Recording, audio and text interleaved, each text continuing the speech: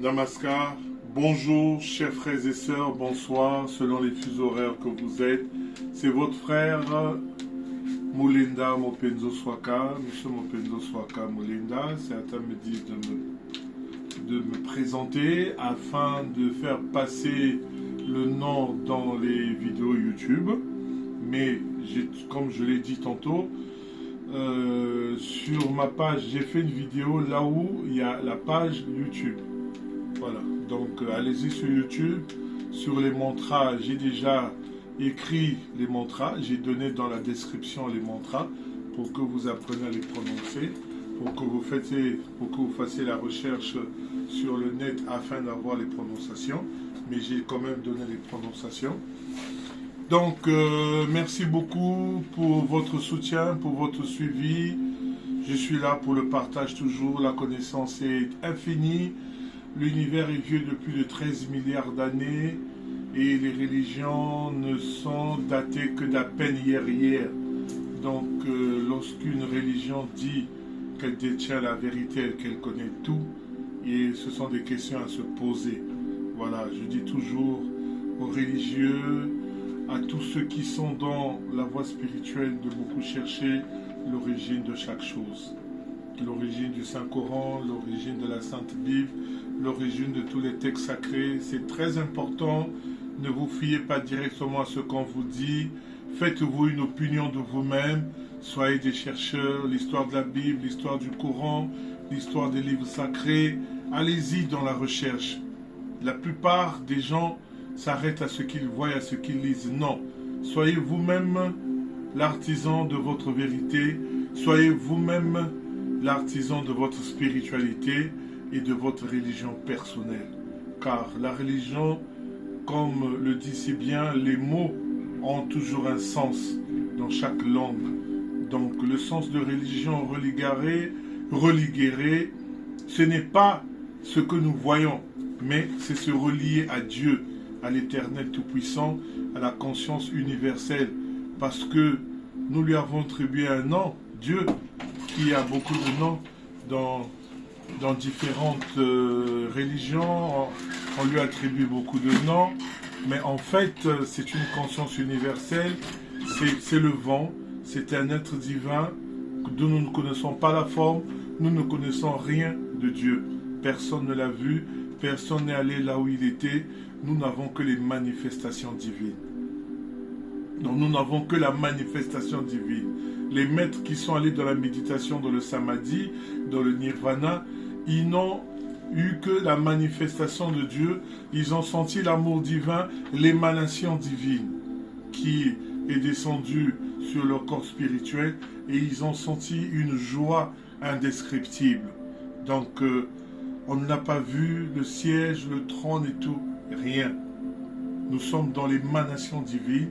Lorsque nous sommes dans la méditation et que nous allons jusqu'à la profondeur de la méditation des ondes delta et que nous avons accès au monde divin, que nous franchissons le portail de la mort de date et que nous allons dans le monde divin, lorsque nous rentrons dans ce monde divin, dans les ondes delta, nous n'avons que l'émanation divine, la manifestation de l'émanation divine.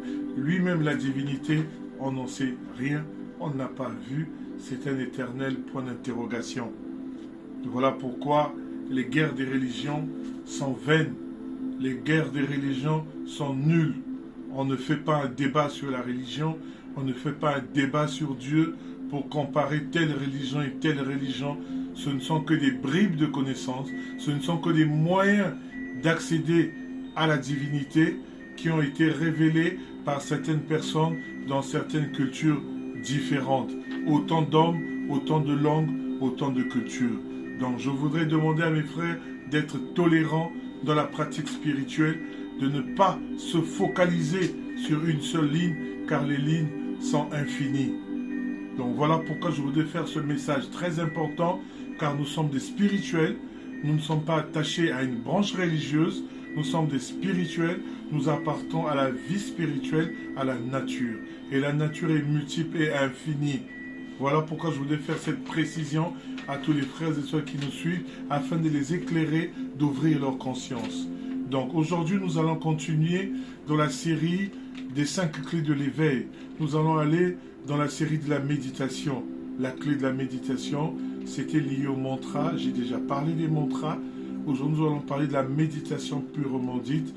La méditation, qu'est-ce que la méditation? La méditation, c'est le pain quotidien des sages. Le pain quotidien des sages. Le nec le plus ultra de la pratique spirituelle. La porte d'accès au monde divin. C'est ça la méditation. C'est le summum, le high level. Et nous devons y avoir accès. Nous devons travailler à la méditation. Car c'est la seule arme que nous avons afin d'entrer dans le divin, dans l'esprit. Nous sommes l'esprit. L'esprit, nous sommes des esprits dans un corps matériel qui n'est qu'une lumière aussi. Mais la divinité est dans le monde de l'esprit. Donc pour aller dans le monde de l'esprit, nous devons aller dans notre esprit, être en harmonie avec notre esprit, rencontrer notre esprit, rentrer dans l'esprit afin d'accéder à l'esprit. Voilà pourquoi dans certains textes sacrés, il est écrit que pour apprendre, pour prier, rentrez en vous-même et dans le secret du Père, vous allez le rencontrer. Donc lorsqu'on dit de rentrer en soi, c'est de rentrer en soi, de rentrer dans l'esprit. Car le divin, il est dans l'esprit. Le divin, il n'est pas dans les cris. Lorsque nous crions à haute voix, mais le Seigneur nous dit dans certains textes sacrés que je suis plus proche de vous que la veine jugulaire. Donc inutile de crier pour passer un message divin parce que le divin est en nous. Le divin est en nous. Le divin est là. Dieu est là en nous. Il est présent, il est là. Lorsqu'on a fait la recherche sur l'être humain dans les accélérateurs de particules, on a découvert la particule de Dieu, le boson de Higgs. Donc on a cassé la chair humaine, des tissus, des molécules, des atomes, parce que je suis biologiste de formation. Donc ma formation scientifique couplée à mon initiation spirituelle m'ouvre beaucoup de portes et des écluses du ciel. Donc si bien que les scientifiques avec l'accélérateur de particules qui étudient la matière fondamentale qui est l'atome, nous avons cassé l'atome, le neutron, le proton, on a cassé le neutron, le proton, on a cassé les quarks et le scientifique voulait avoir la première brique qui constitue l'être humain. Mais la première brique qui constitue l'être humain, qu'on avait dit l'atome, dans l'atome on avait les protons, le neutron dans le noyau avec les électrons, on a cassé le noyau de l'atome, on a trouvé les protons, les neutrons, on a cassé les neutrons, on a cassé les protons et on a eu des quarks et jusqu'à casser encore tous ces éléments, jusqu'à trouver la dernière particule qu'on ne pouvait pas casser, qui est la particule de Dieu qu'on appelait le boson de Higgs. Donc c'est une lumière imperceptible à l'œil humain qui apparaît sur l'écran de l'ordinateur dans une infinité de secondes. C'est dans l'ordre du milliardième de seconde. Imaginez le milliardième de seconde. Déjà une seconde et les tierces, vous divisez les secondes en 1 milliard. C'est fou. Donc le milliardième de seconde, il est imperceptible, on ne peut pas le reproduire. Donc la particule du boson de Higgs, elle parcourt à la fois le présent, le futur, le passé, en un seul mouvement. C'est fou. Vous comprenez? Donc, les scientifiques ont plus déterminé la dernière particule qu'on appelait la particule de Dieu, le boson de Higgs, c'est une particule de lumière. Donc, nous sommes de la lumière. Et cette particule, c'est l'émanation divine en nous. Vous voyez? Donc, le divin est là. Nous n'avons pas besoin de le chercher quelque part dans un temple. Non, nous sommes le divin. Le divin en nous. C'est pour ça que pour le rechercher, il faut rentrer en soi. Et voilà pourquoi en Asie, ça ne vous étonne pas qu'en Asie, toute la culture asiatique, tout le monde s'assoit, ferme les yeux et rentre en soi pour chercher la divinité. Personne ne crie en Asie pour chercher la divinité. Vous avez dans le soufisme, vous avez le zen, vous avez le bouddhisme, vous avez l'hindouisme. Le plus haut niveau, c'est de s'asseoir et de rentrer en soi. Donc c'est lorsque vous rentrez en soi, que vous fermez les yeux, que vous rentrez dans le monde intérieur, et c'est dans le monde intérieur que vous allez dans les profondeurs du monde intérieur, que vous rentrez dans le monde divin. Vous comprenez? Donc c'est cela. Si vous voyez partout les statues de Bouddha en Inde, vous voyez partout les gens assis. Il y a un chanteur, Lokwa Kanza, qui avait fait un séjour en Inde. Il a dit, son plus grand souvenir, ce qui l'a marqué le plus dans la vie, c'est que dans le Bouhara de Mumbai, avec toute l'activité des véhicules, il voit un monsieur qui est assis en méditation et rien ne le perturbe. Le chanteur Lokwa Kanza, le chanteur congolais, qui était un initié aussi, je suppose, parce que ça l'avait frappé de voir un monsieur assis en posture de méditation dans les bourras, des klaxons, des voitures en Inde. Vous savez qu'en Inde, c'est une forte population. Et le monsieur était imperturbable. Donc, il arrivait à méditer dans le bruit de la circulation. Et cette image l'a marqué jusqu'à aujourd'hui. Donc, c'est pour vous dire l'importance de la méditation. Donc, voilà pourquoi il est très important de bien maîtriser cette pratique. Eh bien, dans cette pratique, elle est toute simple, elle est naturelle. Il suffit de s'asseoir tout simplement. Les maîtres disent, assieds-toi tout simplement. Et d'être là, ici et maintenant. D'être présent. D'être présent. Et dans cette présence, vous avez la posture. Et dans cette posture, vous avez 5 points dans la posture de la méditation que vous devez contrôler à chaque fois. Donc, vous avez cette posture, bien sûr. Vous avez la posture assise. Vous pouvez vous asseoir en posture de lotus, en demi-lotus, pour ceux qui maîtrisent le yoga. Pour ceux qui ne maîtrisent pas le yoga, juste assis, les pieds en tailleur, ça va. Vous avez les pieds en tailleur. Et bien sûr, vous avez la posture des mains qui se repose sur les genoux. Voilà, dans la posture des mains qui se repose sur les genoux, vous avez des mudras que vous allez faire. Vous avez par exemple le Dhyan Mudra, qui est le mudra de la connaissance de soi. Maintenant, lorsque vous êtes en Dhyan Mudra, les 5 points que je dis, c'est d'abord le premier point, vous avez entre le majeur et l'annulaire, l'intersection au milieu, il y a un point ici qu'on appelle le Lao Gong. Le Lao Gong, c'est le point d'émission de l'énergie interne. Ça, c'est le Qigong. Dans le Qigong, ici, c'est un point d'énergie. Voilà le point d'énergie. Donc, nous devons envoyer notre attention sur l'émission du Qi à ce niveau. Après, vous avez l'autre point qui est le Tantien. Donc, votre nombril, en dessous du nombril, vous avez le point du Tantien, qu'on appelle le Seika Tanden au Japon, mais le Tantien en chinois. Vous avez là, ce point-là, qui est le centre de gravité de l'homme. Tout le milieu de l'homme est géré là. Voilà pourquoi dans les arts martiaux, tout mouvement doit commencer par le Tantien. Il faut faire une respiration abdominale, vous inspirez et vous poussez avec la force du Tantien et votre mouvement est puissant.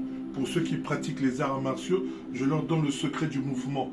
Le mouvement commence à partir de la ceinture pelvienne, du bassin, avec une concentration au niveau du Tantien inférieur. Donc vous avez ce point, le Tantien, vous avez le point Lao Gong, ça fait 2 points.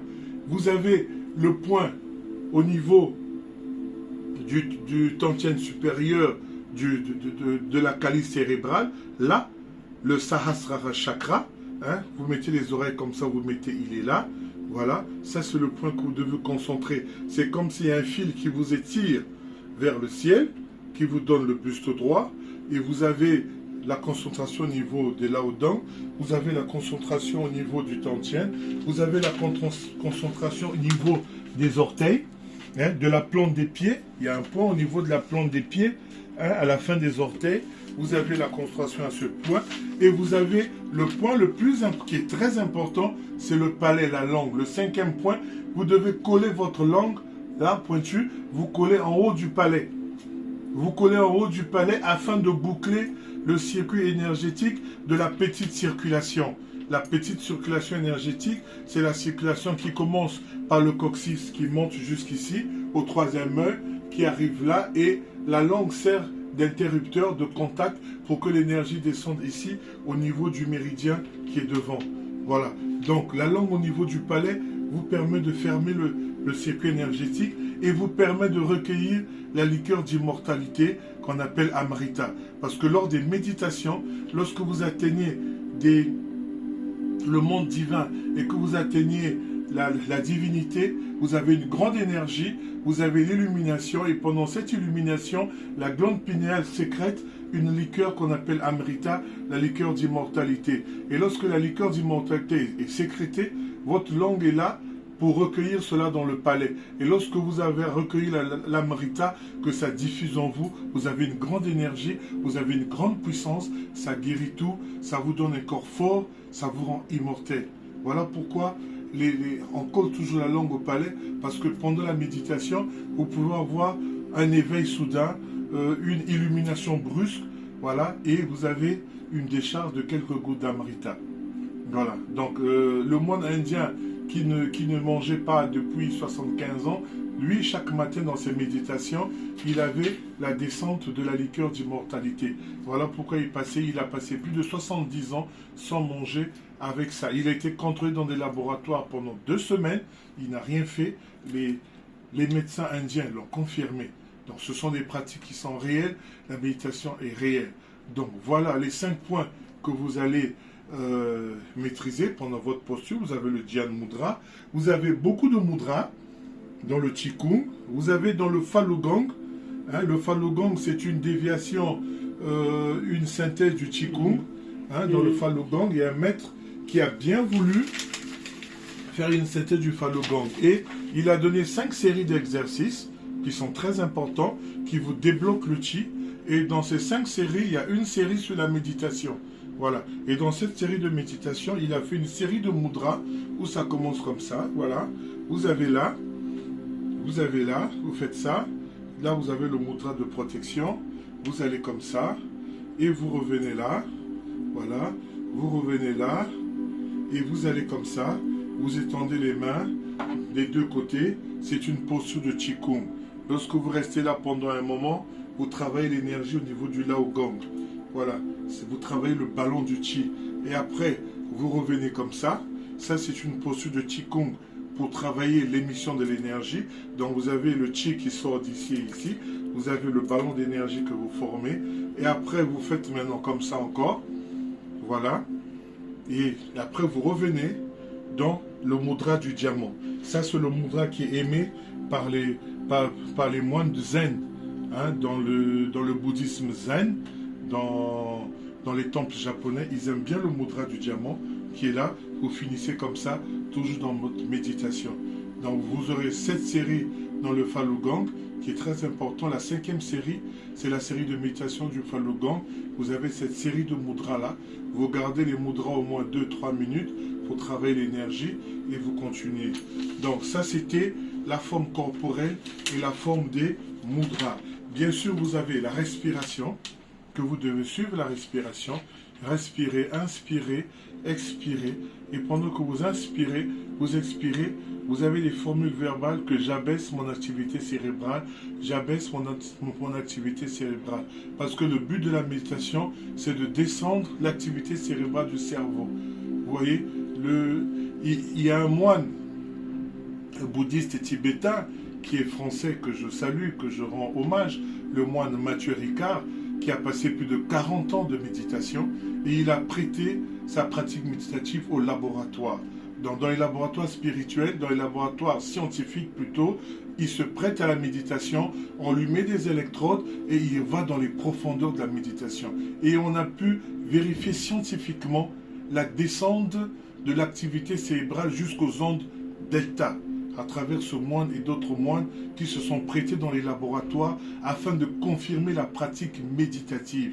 Donc ça a été scientifisé, si je peux utiliser ce mot.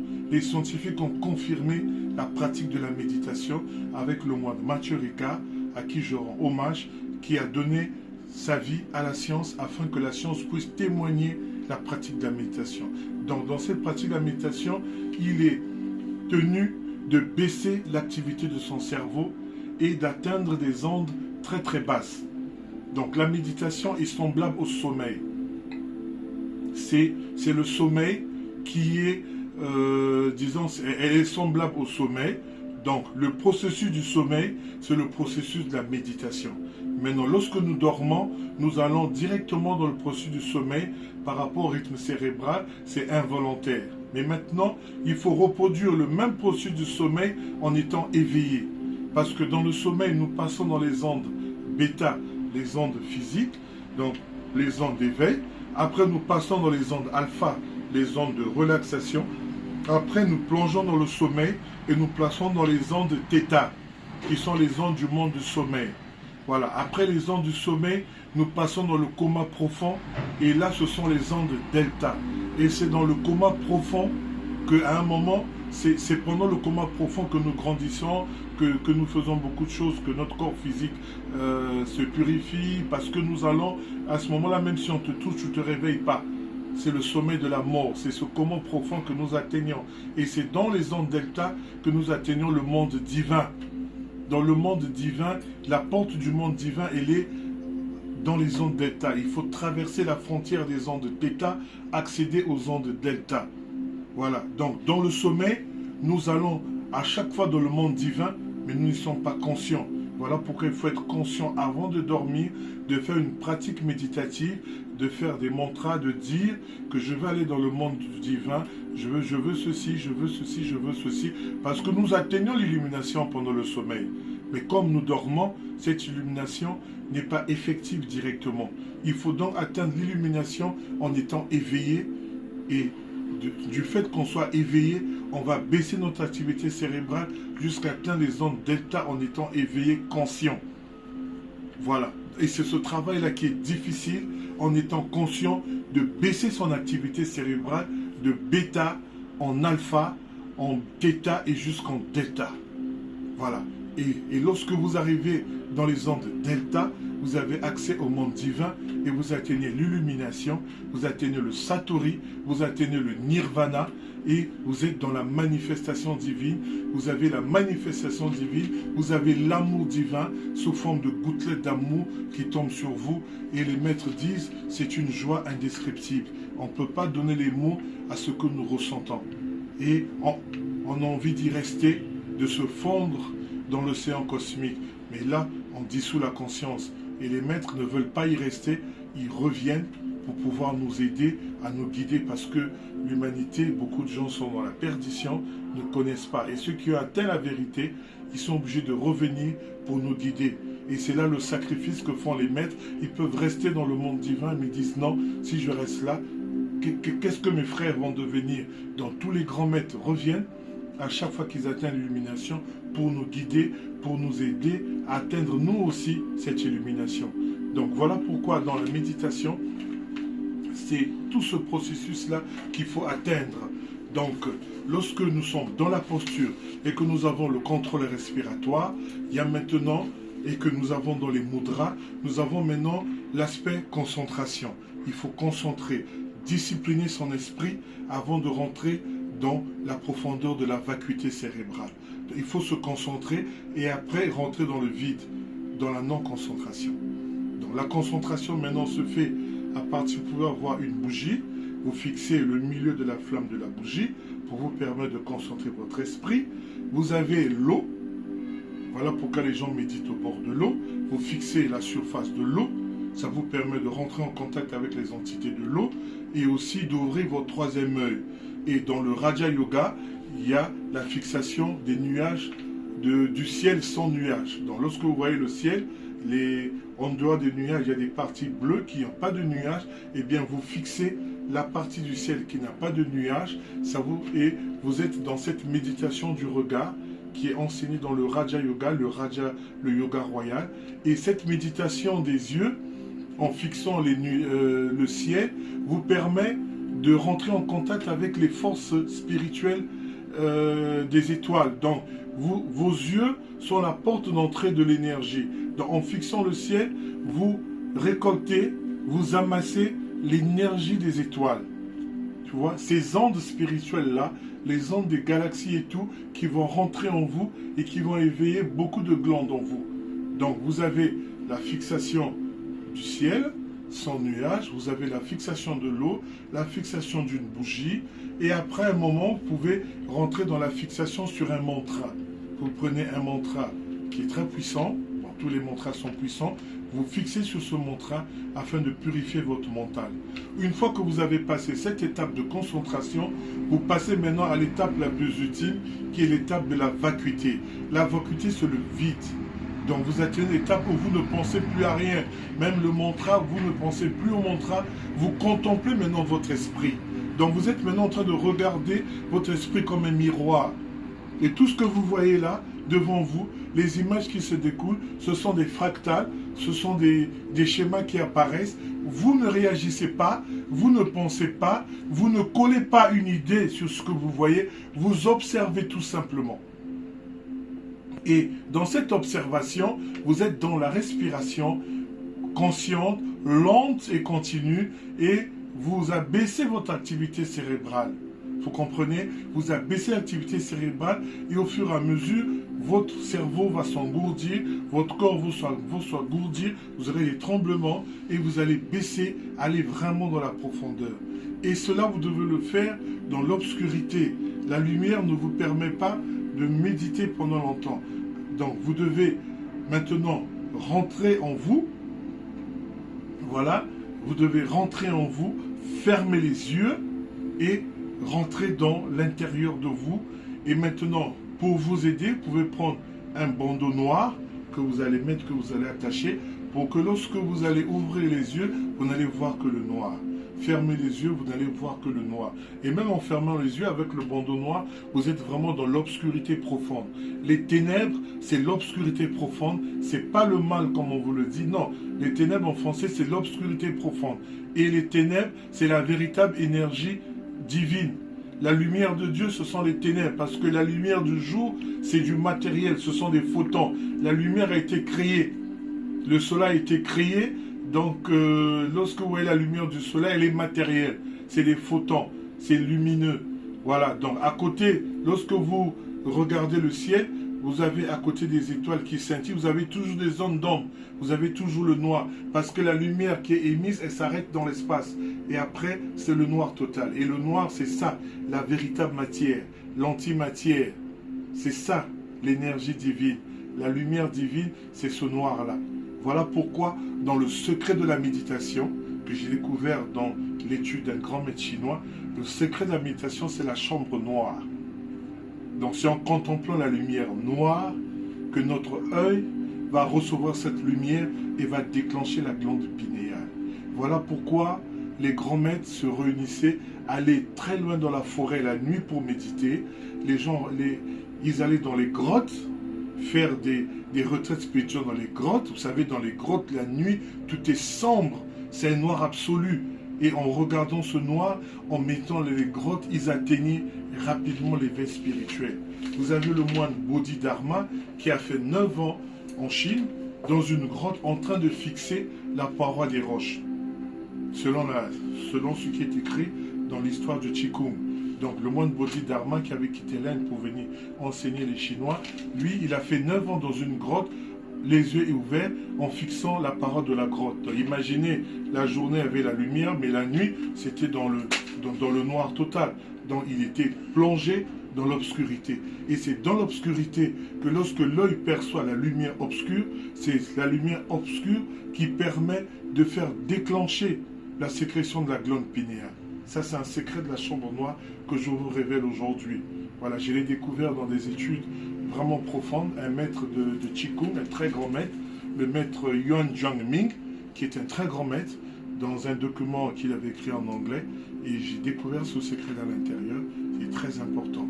Donc, vous voyez maintenant, donc c'est dans ce noir-là, dans la chambre, que vous travaillez votre abaissement de l'activité cérébrale. Donc, il faut atteindre les ondes delta. C'est un travail qui n'est pas facile, c'est un travail qui est continu, il faut persévérer. Mais vous avez déjà les bénéfices de la pratique, de la méditation, la maîtrise de soi, le calme, l'éveil des sens, des 6e sens, l'éveil du 3e œil. Vous avez beaucoup de choses qui se révèlent en vous et vous devenez un autre homme. Voilà. Maintenant, il faut persévérer. Comme on a dit, c'est le pain quotidien des sages. À un moment, vous pouvez rencontrer des maîtres expérimentés qui vont vous guider dans la pratique. mais votre pratique personnelle, elle est très, très importante. Donc, voilà, chers frères et sœurs, l'enseignement de la méditation de notre série Les 5 clés de l'éveil. Je pense avoir dit le nécessaire, l'important, les détails. On va me poser dans les questions, les commentaires. Je suis toujours disponible à vous répondre à vos questions par rapport à ma capacité. Je ne suis pas un illuminé, un richi, un grand maître, mais vu le niveau que j'ai atteint, je peux répondre à beaucoup de questions. J'ai cette capacité-là de répondre, de comprendre beaucoup de choses, et je suis disposé à vous guider.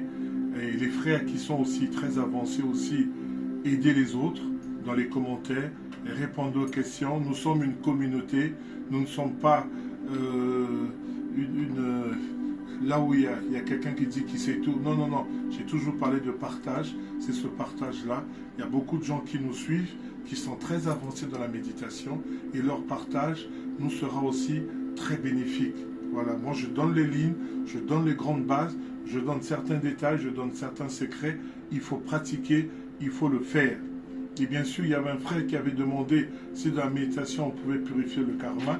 Bien sûr, lorsque vous atteignez le monde divin, vous êtes béni de l'énergie divine et cette énergie purifie votre esprit, purifie le karma. C'est ce qu'on appelle la régression karmique.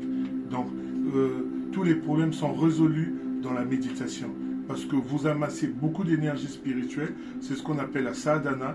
Et la sadhana vous permet de vous émanciper, d'augmenter votre taux vibratoire, d'ouvrir votre troisième œil, d'augmenter la fréquence de vos chakras. Donc tout est là dans la méditation. Dans l'exercice d'ouvrir le troisième œil, c'est ce que j'ai donné, le plus important, à part la respiration, vous avez la méditation dans la chambre noire. Lorsque vous êtes dans la chambre noire, eh bien, vous allez voir l'étincelle de lumière qui va s'apparaître. Voilà pourquoi dans le soufisme, dans l'évocation des anges et des Rauhan, que j'avais parlé dans la méditation, il faut être dans l'obscurité totale pour invoquer les entités spirituelles à travers les mantras, à travers les noms divins de Yalati par exemple. Lorsque vous êtes dans l'obscurité totale et que vous atteignez le nombre et que vous rentrez en fréquence avec l'entité spirituelle, elle se révèle à vous et vous pouvez voir l'étincelle de lumière qui jaillit des ténèbres. Voilà pourquoi vous pouvez bien voir, ça c'est une entité spirituelle, ça c'est une manifestation de la pratique que j'ai fait parce que vous êtes dans le noir et vous voyez la lumière apparaître, la lumière jaillir. Ça c'est la lumière spirituelle. Donc c'est dans l'obscurité que vous pouvez bien distinguer cela. Donc chers frères et sœurs, encore une fois, je vous remercie pour votre suivi. Merci beaucoup. Nous sommes disposés toujours à répondre aux questions. Ceux qui sont aussi très avancés, participez aussi dans la réponse aux questions. Participez, nous sommes très ouverts. C'est un partage de connaissances. Portez-vous bien, gardez-vous en santé, gardez votre esprit en sécurité, pratiquez toujours, protégez-vous, faites attention à votre santé, car le corps physique est très important. Il faut bien préserver le corps physique par l'alimentation, par le sport et faire sa pratique spirituelle afin de durer pour atteindre toutes ces expériences spirituelles. Merci beaucoup, je vous remercie. Namaskara.